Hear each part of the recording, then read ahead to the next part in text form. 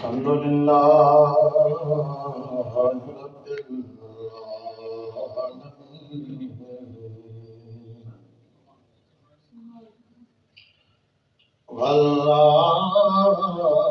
والعاقبة للمتقين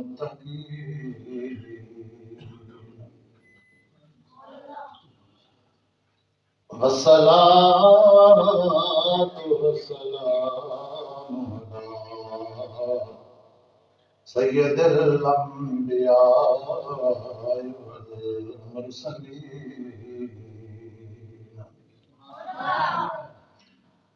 وعلى آله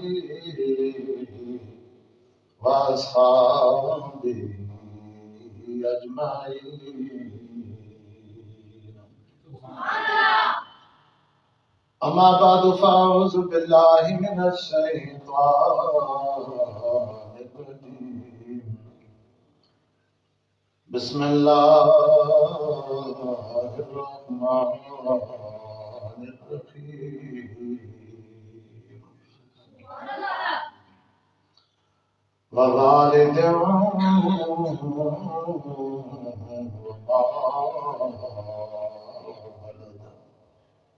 صدق الله مولانا العظيم وصدق رسوله النبي الكريم. إن الله وملائكته يصلون على النبي يا أيها الذين آمنوا صلوا عليه وسلموا تسليما. درود پاک اللهم صل على سيدنا مولانا محمد وعلى آل سيدنا مولانا محمد وبارك وسلم عليه. الصلاة والسلام عليك يا شاهدا ومبشرا ونذيرا. الصلاة والسلام عليك يا سراجا وقمرا منيرا.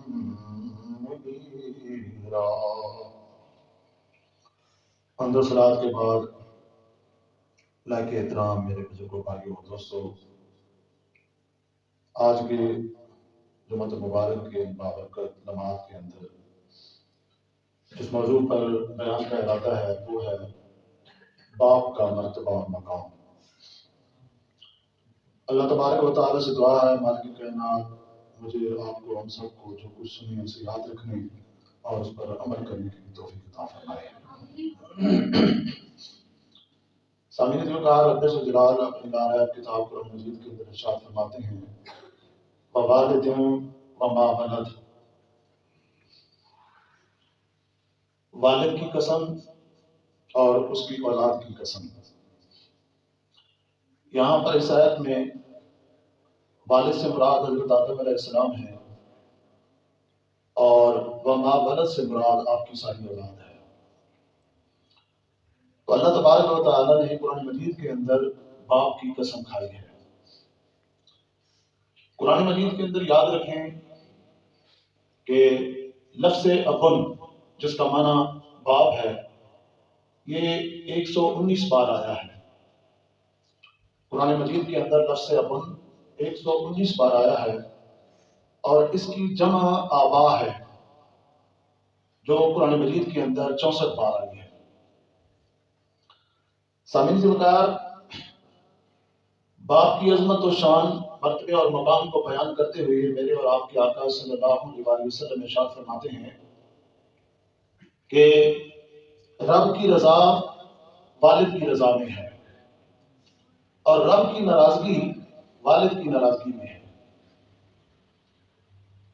یہ روایت تبیان القرآن تفسیر تبیان القرآن کے اندر بھی موجود ہے، شعب الایمان کے اندر بھی موجود ہے، صحیح ابن خطان کے اندر بھی موجود ہے، ترمذی شریف کے اندر بھی موجود ہے، کشف الغمہ کے اندر بھی موجود ہے اور الادب المفرد کے اندر بھی موجود ہے. اسی طرح ایک اور موقع پر حضور علیہ تحیت والسلام باپ کی عظمت و شان مرتبے اور مقام کو اجاگر کرتے ہوئے ارشاد فرماتے ہیں اور یہ جو حدیث آپ سننے جا رہے ہیں اس کے راوی ہیں حضرت ابو ہریرہ رضی اللہ تعالیٰ عنہ کہ سرکار دو عالم صلی اللہ علیہ وسلم نے ارشاد فرمایا کہ بیٹا کبھی بھی باپ کا حق ادا نہیں کر سکتا سوائے اس کے کہ باپ کو کسی کا غلام پائے اور پھر اسے خرید کر اسے آزاد کر دے۔ اس صورت میں بیٹا جو ہے اپنے باپ کا حق ادا کر سکتا ہے۔ یہ روایت الادب المفرد کے اندر بھی موجود ہے اور ترمذی شریف کے اندر بھی موجود ہے۔ حضرات وقار، میں نے پچھلے جمعہ پر ماں باپ کی اکٹھی عظمت و شان بیان کی تھی، اور اس جمعہ پر سوچا کہ باپ کا مرتبہ اور مقام الگ بیان کیا جائے اور اگلے جمعہ پر اس کے اوپر تنہا ماں کی عظمت و شان جو ہے اس پر بیان ہو۔ تو آج کے جمعہ پر آپ صرف اور صرف باپ کا مرتبہ اور مقام کیا ہے، عظمت و شان کیا ہے، اس حوالے سے جو ہے وہ قرآن و حدیث کی روشنی میں حدیث مبارکہ زیادہ تر انشاءاللہ آپ سنیں گی آج کے بیان میں۔ تو حضرت ابو دردہ رضی اللہ تعالیٰ عنہ سے روایت ہے کہ حضور علیہ تحیۃ والسلام نے فرمایا کہ باپ جنت کا درمیانی دروازہ ہے۔ باپ جنت کا درمیانی دروازہ ہے، چاہے تو اس کی حفاظت کر اور چاہے تو اسے ضائع کر دے۔ سامعین کی وقار، یہ روایت جو ہے یہ ترمذی کے اندر بھی موجود ہے، تفسیر معالم التنزیل کے اندر بھی موجود ہے، صحیح ابن حبان کے اندر بھی موجود ہے اور ابن ماجہ شریف کے اندر بھی موجود ہے، اور شعب الایمان کے اندر جو ہے اتنے الفاظ زیادہ ہیں کہ چاہے تو اس دروازے کی حفاظت کر، چاہے تو اس دروازے کو ضائع کر دے، یہ تیری مرضی ہے۔ یہ الفاظ شعب الایمان کے اندر زائد ہیں۔ تو حضرات وقار، سوچنے کی بات ہے کہ رب ذوالجلال نے باپ کے مرتبے اور مقام کو بیان کرتے ہوئے آج جو باپ ہے نا، جو سب اولاد ہیں، ان باپوں سے میں مخاطب ہو کر یہ کہنا چاہوں گا کہ آپ اپنے مرتبے اور مقام کو سمجھیں۔ ایک والد کی قسم رب ذوالجلال نے قرآن مجید کے اندر کھائی ہے۔ پھر یہ کوئی کم مرتبے کی بات ہے؟ اپنے مرتبے کو سمجھو بھائی، مائیں اپنے مرتبے کو سمجھیں اور باپ اپنے مرتبے کو سمجھے کہ اللہ تبارک و تعالیٰ نے ایک باپ کی رضا کے اندر اپنی رضا رکھ دی ہے، باپ کی ناراضگی میں اپنی ناراضگی رکھ دی ہے۔ یہ تھوڑا مرتبہ اور مقام ہے باپ کا اگر ایک باپ سمجھے تو۔ پھر آپ دیکھیں کہ حضور رحمت عالم نور مجسم صلی اللہ علیہ وسلم باپ کو درمیانی دروازہ قرار دے رہے ہیں۔ باپ جنت کا درمیانی دروازہ ہے، یہ کتنے بڑے اعزاز کی بات ہے باپ کے لیے۔ اور پھر باپ کے چہرے، ماں باپ کے چہرے کی زیارت کے اوپر اللہ تبارک و تعالیٰ ایک مقبول حج کا اجر و ثواب عطا فرماتا ہے۔ تو ایک ماں کو اور ایک باپ کو اپنے مرتبے اور مقام کو سمجھنا چاہیے کہ ماں کی عظمت و شان کو اللہ نے قرآن کے اندر بیان کیا اور باپ کی مرتبے اور مقام کو اپنی لارحت کتاب قرآن مجید کے اندر بیان کیا، اور ماں باپ جو ہیں ان دونوں کی عظمت و شان کو رسول اللہ صلی اللہ علیہ وسلم نے اپنی زبان رسالت باپ سے خود بیان فرمایا ہے۔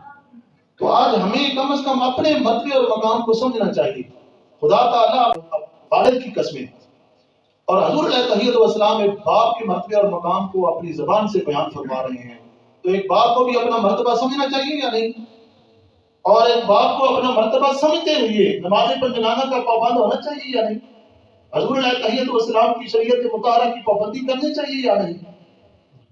تو حضرات وقار، حضرت جابر عبداللہ انصاری رضی اللہ تعالیٰ عنہ، حضرت جابر بن عبداللہ انصاری رضی اللہ تعالیٰ عنہ سے روایت ہے کہ ایک شخص حضور علیہ تحیۃ والسلام کی بارگاہ میں حاضر ہوا اور آ کر عرض کرنے لگا، یا رسول اللہ صلی اللہ علیہ وسلم، میرا مال بھی ہے، میری اولاد بھی ہے، اور میرا باپ میرا مال چھین لینا چاہتا ہے۔ تو حضور علیہ تحیۃ والسلام نے فرمایا کہ انت و مالک لابیک، تو اور تیرا مال تیرے باپ کا ہے، تو بھی اپنے باپ کا ہے اور تیرا مال بھی کیا ہے؟ تیرے باپ کا ہے۔ اس ایک جو ہے اس واقعے کو بیان کرنے کے لیے یہ مختلف حوالوں سے مختلف کتابوں کے اندر موجود ہے، اس لیے میں یہ رجسٹر ساتھ لے کر آیا ہوں۔ حضرات وقار، ابھی جو آپ نے یہ روایت سنی ہے نا، یہ سنن ابن ماجہ کے اندر اور تفسیر تبیان القرآن کے اندر موجود ہے۔ یہ مختلف الفاظ کے ساتھ 3-4 مختلف روایتیں ہیں، ساری میں آپ کے سامنے رکھنے لگا ہوں توجہ کے ساتھ جو ہے سنیے گا، اور اس کے اندر ہمارے لیے بڑا سبق ہے۔ دوسری روایت سنیں حضرت عمر بن شعیب اپنے والد سے اور وہ اپنے دادا سے روایت کرتے ہیں کہ ایک شخص حضور علیہ تحیت والسلام کی بارگاہ میں حاضر ہوا اور آ کر عرض کی کہ یا رسول اللہ صلی اللہ علیہ وآلہ وسلم، میرا باپ میرا مال چھین لینا چاہتا ہے، یا میرے باپ نے میرا مال تباہ و برباد کر دیا ہے۔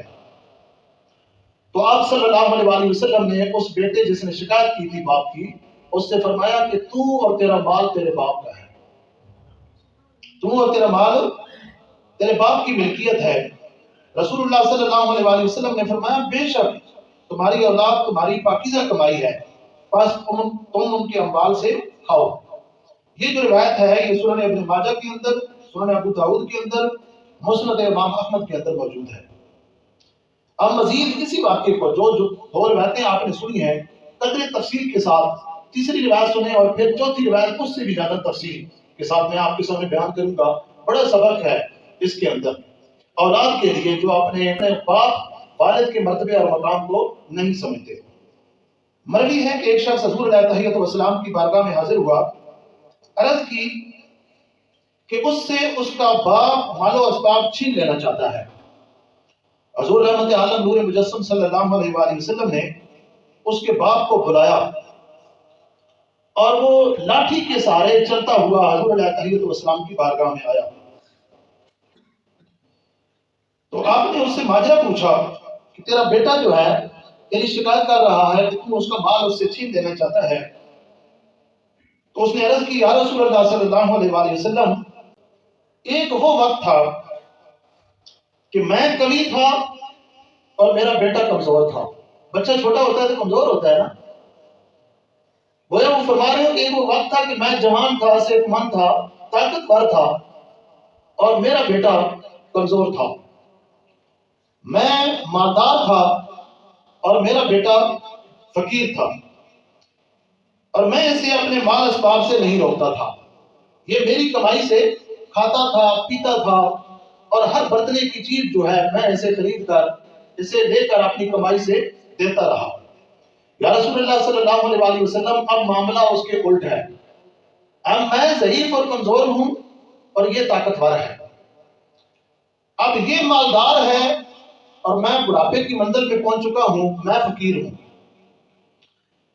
یا رسول اللہ صلی اللہ علیہ وآلہ وسلم، جب یہ بچہ تھا اور میں طاقتور اور مالدار تھا تو میں نے اپنا مال اس کے اوپر خرچ کرتے ہوئے کبھی بھی بخیلی سے کام نہیں لیا، کنجوسی سے کام نہیں لیا، لیکن یہ اپنا مال مجھ پر خرچ کرتے ہوئے کنجوسی سے کام لیتا ہے۔ ایک باپ اپنے بیٹے کی شکایت حضور کی بارگاہ میں کر رہا ہے۔ حضور رحمت عالم نور مجسم صلی اللہ علیہ وآلہ وسلم نے جب اس بوڑھے کی یہ شکایت سنی، یہ الفاظ سنے، تو روایت کے اندر آتا ہے کہ حضور علیہ تحیت والسلام رو پڑے، آپ کی مبارک آنکھوں سے آنسو چھلک پڑے اور آپ کی آنکھیں چھما چھم برسنا شروع ہو گئی، اور اسی حالت اضطراب میں آپ نے فرمایا کہ اے بوڑھی شخص، تیری بات جس پتھر نے سنی ہے اور جس ڈیلے نے سنی ہے، سب کے سب میں دیکھ رہا ہوں کہ سب رو رہے ہیں۔ پھر سرکار دو عالم صلی اللہ علیہ وآلہ وسلم اس شکایت کرنے والے نوجوان سے مخاطب ہو کر بولے جس نے کہا تھا کہ یا رسول اللہ، میرا مال جو ہے میرا باپ کو اس سے چھین لینا چاہتا ہے۔ سرکار دو عالم صلی اللہ علیہ وآلہ وسلم اس سے مخاطب ہو کر بولے اور فرمایا کہ سن، تو اور تیرا مال تیرے باپ کا ہے۔ یہ روایت جو ابھی آپ نے سنی یہ تفسیر روح البیان کے اندر موجود ہے۔ تین روایتیں، یہ جو واقعہ ہے اس کی آپ سن چکے ہیں، اب چوتھی روایت سنیں، اب قدر تفصیل کے ساتھ، اور اب مزید جو ہے بڑے ہی اچھے انداز میں یہی واقعہ جو ہے آپ سنیں گے، پوری توجہ کے ساتھ سننا ہے۔ حضرت امام بہقی نے حضرت جابر والی روایت کو اپنی کتاب دلائل النبوت میں قدر وضاحت کے ساتھ نقل کیا ہے کہ حضرت جابر بن عبداللہ رضی اللہ تعالیٰ عنہ سے روایت ہے کہ رسول اللہ صلی اللہ علیہ وآلہ وسلم کی خدمت عالیہ میں ایک شخص حاضر ہوا اور عرض کی یا رسول اللہ صلی اللہ علیہ وآلہ وسلم، میرا باپ میرا مال چھین لینا چاہتا ہے۔ تو سرکار دو عالم صلی اللہ علیہ وآلہ وسلم نے فرمایا کہ اپنے باپ کو میری بارگاہ میں لے کر آؤ، اسے میری بارگاہ میں پیش کرو۔ تو اس کے والد کو جب لایا گیا، وہ اپنے والد کو لے کر حضور علیہ تحیت والسلام کی بارگاہ میں پہنچا تو نبی کریم صلی اللہ علیہ وآلہ وسلم نے ارشاد فرمایا کہ تمہارا بیٹا کہتا ہے کہ تم اس کا مال لے لینا چاہتے ہو۔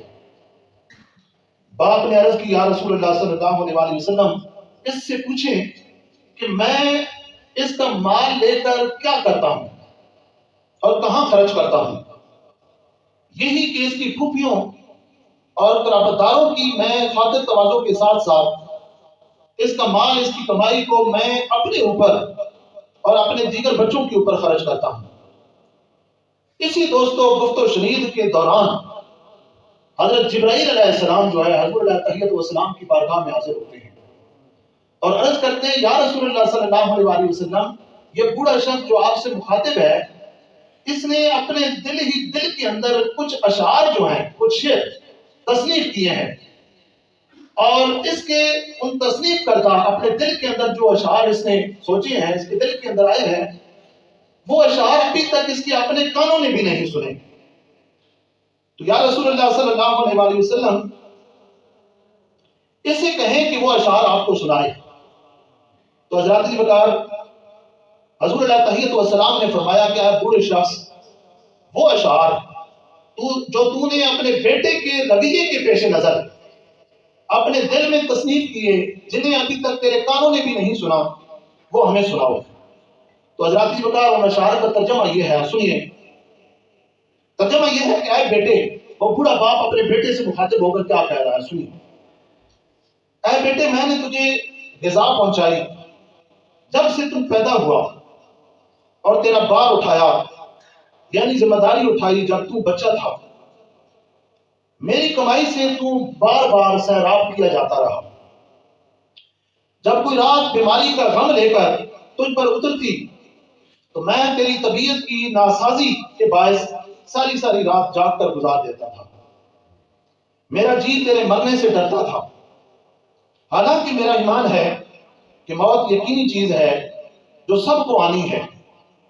تیری موت کے تصور سے میری آنکھیں یوں برستی جیسے کہ وہ مرض تجھے لائق نہ ہو، مجھے لائق ہوا ہو۔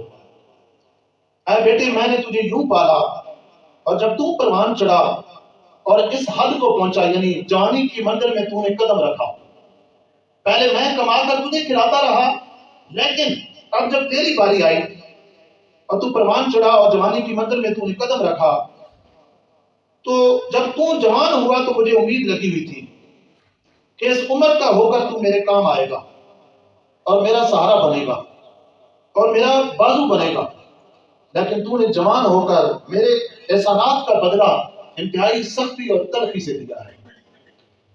تو نے درست روئی سے مجھے بدلہ دیا، گویا کہ تیرا ہی مجھ پر احسان ہو۔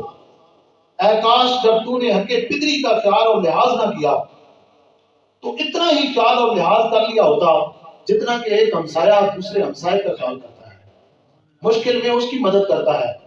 تو نے تو مجھے ایک ہمسائے کا بھی درجہ نہیں دیا جو ایک ہمسایہ دوسرے ہمسائے کو درجہ دیتا ہے۔ کاش ایک ہمسائے کا حق ہی مجھے دے دیا ہوتا اور مجھ پر اس مال سے جو کہ اصل میں تیرا نہیں میرا تھا کبھی بھی بخل نہ کرتا۔ یہ مال تو میرے اوپر خرچ کرتے ہوئے کبھی بھی بخیلی سے اور کنجوسی سے کام نہ لیتا۔ تو حضرات وقار بوڑھے شخص کے ان اشعار کو سننے کے بعد روایت کے اندر آتا ہے کہ حضور رحمت عالم نور مجسم صلی اللہ علیہ وآلہ وسلم کی آنکھیں برس پڑی، آپ رو پڑے، اور پھر اس احسان فراموش بیٹے کا گریبان پکڑ کر حضور علیہ تحیت والسلام نے ارشاد فرمایا کہ انت و مالک لابیک، سن تو اور تیرا مال تیرے باپ کا ہے۔ حضرات وقار آج ہم لوگوں نے جب ہمارے باپ جو ہیں وہ بڑھاپے کی منزل میں قدم رکھتے ہیں تو ان کی زندگیوں کو ہم لوگ تماشا بنا دیتے ہیں، اپنی بیویوں کے رحم و کرم پر انہیں چھوڑ دیتے ہیں، بیمار پڑتے ہیں تو ان کے علاج معالجے کی کوئی پرواہ نہیں ہوتی، اور نہ ہی ان کے لباس کا اور نہ ہی کھانے پینے کا خیال رکھتے ہیں۔ اس چیز کی ہمیں کوئی پرواہ نہیں ہوتی کہ ہمارا باپ جوانی میں کس طرح کا لباس یہ پسند کرتا تھا، کس طرح کے کھانے پسند کرتا تھا۔ میرے کھانے پینے کی اور میری پسند کی ایک چیز کا یہ خیال رکھتا تھا جب یہ طاقتور تھا اور مالدار تھا۔ آج میری باری آئی ہے تو حضرات وقار سوچنے کی بات ہے کہ ہمارا رویہ جو ہے اپنے باپوں کے ساتھ کیسا ہے؟ آج ہم اپنے باپ کی صرف عظمت و شان جو ہے اس کا بیان ہو رہا ہے، تو حضور علیہ تحیت والسلام ایک اور موقع پر جو ہے باپ کی عظمت و شان، مرتبے اور مقام کو بیان کرتے ہوئے ارشاد فرماتے ہیں 3 دعائیں ایسی ہیں جو ہمیشہ مستجاب ہوتی ہیں، جو ہمیشہ قبول ہوتی ہیں۔ کس کس کی دعا ہے؟ ایک یاد رکھیں کہ مظلوم کی دعا ہے، اور دوسری مسافر کی دعا ہے، اور تیسری دعا ایک باپ جو اپنے بیٹے کے حق میں کرتا ہے۔ یہ تینوں دعائیں لوگوں کے منہ سے ادھر نکلتی ہیں اور اللہ تعالیٰ انہیں قبول فرما لیتا ہے۔ اس لیے دوستو، میں کہا کرتا ہوں کہ نہ کسی کے اوپر جو ہے آپ ظلم کریں، کہ مظلوم کی دعا جو ہے وہ فوراً ادھر اس کے منہ سے نکلتی ہے اور خدا تعالیٰ کی بارگاہ میں پہنچ جاتی ہے۔ اسی طرح مسافر کی دعا جو ہے اللہ پاک قبول کرتا ہے، اور ایک باپ کی دعا جو وہ اپنے بیٹے کے حق میں مانگتا ہے اسے بھی اللہ تبارک و تعالیٰ اپنی بارگاہ میں شرف قبولیت عطا فرماتا ہے۔ حضرت عائشہ صدیقہ رضی اللہ تعالیٰ عنہ سے روایت ہے کہ حضور علیہ تحیت والسلام کی بارگاہ میں ایک شخص آیا اور اس کے ساتھ ایک بوڑھا شخص بھی تھا، تو حضور رحمت عالم نور مجسم صلی اللہ علیہ وسلم نے اس نوجوان سے کہا کہ یہ جو بوڑھا شخص ہے، بزرگ شخص، یہ تیرا کیا لگتا ہے؟ توجہ ادھر، اس کے ساتھ تیرا کیا رشتہ ہے؟ تو حضرات وقار اس نوجوان نے بتایا کہ یا رسول اللہ صلی اللہ علیہ وسلم، یہ میرا باپ ہے۔ یہ بوڑھا شخص کون ہے؟ میرا باپ ہے۔ تو حضور علیہ تحیت والسلام نے اس نوجوان کو اپنے باپ کے حقوق بتاتے ہوئے نصیحت کے انداز میں فرمایا۔ آپ نے فرمایا کہ یہ اگر تیرا باپ ہے تو پھر سن، میں تجھے کچھ آداب بتاتا ہوں، اس کے آگے نہ چلا کر، اپنے باپ کے آگے نہ چلا کر، اس سے پہلے بیٹھا نہ کر۔ مثال کے طور پر آپ کہیں سفر کر رہے ہیں تو باپ کو آگے چلنے دیں، اولاد کو کیا چاہیے؟ اپنے باپ کے پیچھے چلے۔ اور پھر حضور کیا فرما رہے ہیں کہ اس سے پہلے بیٹھا نہ کر۔ باپ اور بیٹا دونوں کمرے کے اندر داخل ہوئے یا کسی تقریب میں گئے، ادب کا تقاضا یہ ہے کہ جس وقت تک باپ کرسی پر، چرپائی پر، صوفے پر، کسی بھی جگہ پر بیٹھ نہ جائے، اس وقت تک بیٹے کے لیے یہ جائز نہیں ہے، یہ روا نہیں ہے کہ بیٹا باپ سے پہلے بیٹھے۔ یہ حضور نصیحتیں کر رہے ہیں ایک نوجوان کو، اپنے باپ کا ادب و احترام سکھا رہے ہیں۔ 2 چیزیں، اور تیسرا آپ نے فرمایا کہ اس کو اس کے نام کے ساتھ نہ پکارا کر، کبھی بھی اپنے باپ کا نام لے کر نہیں پکارنا چاہیے۔ ایک نوجوان کو اپنے اس کے باپ کا مرتبہ اور مقام بتاتے ہوئے یہ فرمایا کہ اس کو گالی کے لیے پیش نہ کر۔ یہ جو آخری الفاظ ہیں یہ قابل غور ہیں، اس کو کبھی بھی گالی کے لیے پیش نہ کر۔ کیا مطلب؟ کہ تو ایسے کرتوتوں سے باز آ جا، ایسی حرکتیں نہ کر، ایسے برے کام نہ کر کہ برے کام تو کرے اور لوگ گالی تیرے باپ کو دے، یہ فلاں کا نالائق بیٹا ہے، اس طرح کی حرکتیں کر رہا ہے۔ تو اولاد کو چاہیے کہ وہ کام کرے جو اس کی عزت میں بھی اضافہ کرے اور اس کے باپ دادا کے نام کو بھی روشن کرے۔ تو ایسی کوئی حرکت نہیں کرنی چاہیے جس سے انسان کا خاندان بدنام ہو، جس کے اندر اس کی اپنی عزت جو ہے وہ پامال ہو۔ ایسی کوئی حرکت نہیں کرنی چاہیے جو انسان کو لوگوں کی نظروں سے بھی گرا دے، اور ماں باپ کی نظروں سے بھی گرا دے، اور اللہ اور اس کے رسول کی نظروں سے بھی گرا دے۔ تو ایسی کوئی حرکت نہیں کرنی چاہیے۔ تو یہ واقعہ دوستو تفسیر در منصور کے اندر موجود ہے۔ اور حضرت عائشہ ہی سے ایک روایت سنیں، آپ راویہ ہیں، کہتی ہیں حضور علیہ تحیت والسلام نے فرمایا کہ جس انسان نے اپنے باپ کو تیز نظروں سے دیکھا، غصے بھری نظروں سے دیکھا، حضور علیہ تحیت والسلام نے فرمایا کہ اس نے اپنے باپ کے ساتھ احسان نہیں کیا، وہ اپنے باپ کے ساتھ احسان کرنے والا نہیں ہے۔ قرآن کے اندر ہے نا بار بار وَبِالْوَالِدَيْنِ احسانا، اور اپنے والدین کے ساتھ احسان سے پیش آؤ، بھلائی کے ساتھ پیش آؤ۔ حضور فرماتے ہیں جو لڑکا اپنے باپ کو تیز نظروں سے، غصے بھری نظروں سے دیکھتا ہے، وہ یہ سمجھے کہ وہ اپنے والد کے ساتھ احسان کرنے والا نہیں ہے۔ تو یہ چیزیں آج معاشرے کے اندر پائی جاتی ہیں یا نہیں؟ باپ ذرا سی کوئی صحیح بات، حق بات بھی کر رہا ہو تو اولاد جو ہے آگے باپ کے گلے پڑنے کے لیے تیار ہو جاتی ہے۔ تو یہ دیکھیں کہ دوسری طرف آپ اپنے ایمان کو بھی ضائع کر رہے ہیں، اللہ اور اس کے رسول کی بھی نافرمانی کر رہے ہیں، اور اپنی آخرت کو بھی تباہ کر رہے ہیں، اور اپنی دنیا کو بھی تباہ کر رہے ہیں۔ تو حضرات وقار اسی طرح حضرت عبداللہ ابن عمر رضی اللہ عنہ بیان کرتے ہیں، فرماتے ہیں کہ مجھے اپنی بیوی سے بڑی محبت تھی، لیکن میری وہی بیوی جو ہے اسے میرے والد گرامی حضرت عمر بن خطاب رضی اللہ عنہ ناپسند کرتے تھے، وہ انہیں پسند نہیں تھی۔ کچھ ایسی اس کی عادتیں یا حرکتیں یا کوئی وجہ ہوگی. تو حضرت عبداللہ ابن عمر کہتے ہیں میرے والد نے مجھے کہا کہ اپنی بیوی کو طلاق دے دو، لیکن میں نے طلاق نہ دی. تو حضرت عمر بن خطاب رضی اللہ تعالیٰ عنہ حضور علیہ تحیت والسلام کی بارگاہ میں گئے. تو آپ نے اپنے بیٹے کی شکایت کی، یا رسول اللہ صلی اللہ علیہ وسلم، میرے بیٹے کی جو بیوی ہے مجھے وہ ناپسند ہے، اور میں نے اپنے بیٹے کو کہا کہ اسے طلاق دو، اور اس نے اسے طلاق نہیں دی. تو حضرت عبداللہ بن عمر کہتے ہیں حضور علیہ تحیت والسلام نے مجھے اپنی بارگاہ میں بلایا اور بلا کر کہا کہ عبداللہ بن عمر اپنی بیوی کو طلاق دے دو، کیونکہ تمہارے باپ کو جو ہے یہ پسند نہیں ہے. لیکن یہاں رک کر یہ جو روایت ہے میں بتاتا چلوں، یہ ترمذی شریف کے اندر بھی موجود ہے، ابن ماجہ کے اندر بھی موجود ہے، سنن نسائی کے اندر بھی موجود ہے، اور ابو داؤد شریف کے اندر بھی موجود ہے، اور صحیح ابن حبان کے اندر بھی موجود ہے. چاروں مستند کتابوں کے اندر یہ روایت موجود ہے.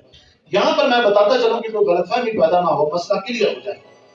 بعض دفعہ ماں باپ جو ہیں وہ اپنی انا کی بھیڑ چڑھا دیتے ہیں اپنی بہوؤں کو. والد جو ہے وہ اپنے اس کی بہو جو ہوتی ہے وہ ہوتی حق پر ہے، لیکن ویسے ہی کسی چھوٹی سی بات کو وہ انا کا مسئلہ بیان بنا کر ماں یا باپ اگر بیٹی کو کہے کہ اسے طلاق دے دو، تو اس طرح کرنا جو ہے یہ کیا ہے؟ شریعت کے خلاف ہے. اس طرح اس کے اندر کوئی ویل نہیں ہے، کوئی کمزوری نہیں ہے، کوئی عیب نہیں ہے. تو بلا وجہ کسی کی بہن بیٹی کا گھر اجاڑ دینا یہ کیا ہے؟ ظلم ہے. یہ کیا ہے؟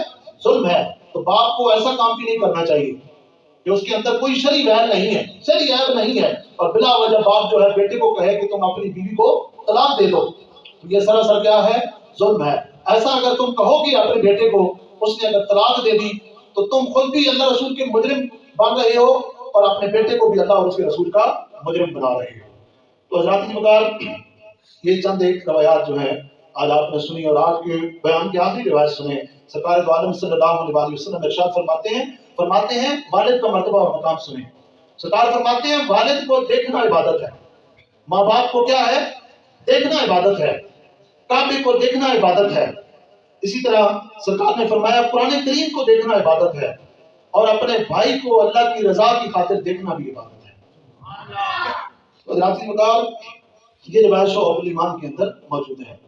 تو میرا خیال ہے کہ ایک باپ کے مرتبے اور مقام کو سمجھنے کے لیے قرآن و حدیث کی بات صرف آپ نے حدیث مبارکہ ہی سنی ہے تو یہ میرا خیال ہے کافی نہیں، بہت کافی ہے عقل والوں کے لیے. کہتے ہیں نا لاقل تکفیر اشارہ، عقل مندوں کے لیے اشارہ ہی کافی ہوتا ہے. یہاں تو آپ نے کتنی حدیث مبارکہ آج سنی ہے والد کے مرتبے اور مقام کے حوالے سے. اگلے جمعہ پر انشاءاللہ ماں کی عظمت و شان کیا ہے، ماں کی الگ شان، مرتبہ اور مقام آپ سنیں گے. تو دوستو یہ الگ الگ کر کے میں اس لیے بیان کر رہا ہوں تاکہ تفصیل کے ساتھ ہمیں پتہ چلے کہ ہمارے باپ کا مرتبہ اور مقام کیا ہے، اللہ اور اس کے رسول نے کس طرح بیان فرمایا ہے، اور ہماری ماں کی عظمت و شان، مرتبہ اور مقام کیا ہے. اللہ تبارک و تعالیٰ سے دعا ہے مالک کائنات مجھے آپ کو سب کو زندگی کے اندر اپنے ماں باپ کی قدر و منزلت کو، مرتبے اور مقام کو سمجھنے کی توفیق عطا فرمائے، اور ان کے ساتھ اچھے سلوک اور اچھے برتاؤ کے ساتھ ہم سب کو پیش آنے کی توفیق عطا فرمائے. وما علینا الا البلاغ.